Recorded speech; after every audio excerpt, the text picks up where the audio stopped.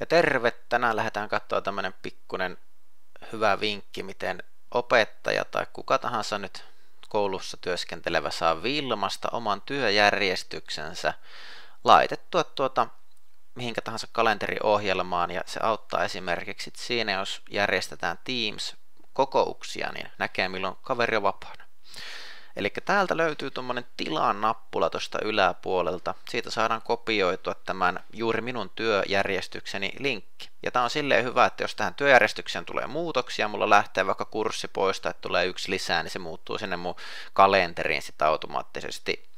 Ja esimerkiksi mulla on Android-puhelin, niin mä käytän siinä Googlea, eli mun Google-kalenteri, se näyttää tältä. Nyt se on tällä hetkellä tyhjä. Jos mä haluan tämän Wilman kalenterin tänne lisätä, niin mä painan plussaa, lisää muita kalentereita ja sitten URL-osoitteesta laitetaan tuo. Niin mä tohon nyt copypastetan tämän ja laitan, että lisää kalenteri. Tää sen jälkeen ilmestyy mun kännykkäänkin automaattisesti ja mä näen sen sieltä.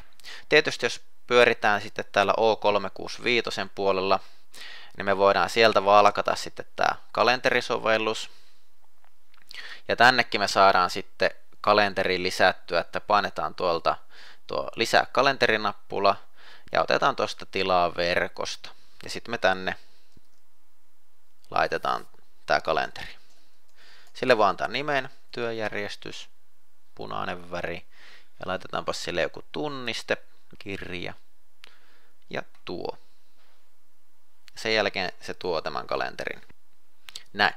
Ja nyt tämän jälkeen mulla näkyy täällä kalenterissa sitten punaisella mun tuo työjärjestys, ja tosiaan tämä päivittyy automaattisesti. Siellä on tuommoinen nuoli, mikä näyttää, että sitä mukaan jos tuonne Wilmaan tulee jotain muutoksia, eli kurren kautta jotain kurssimuutoksia, niin se sitten automaattisesti päivittää tämän O365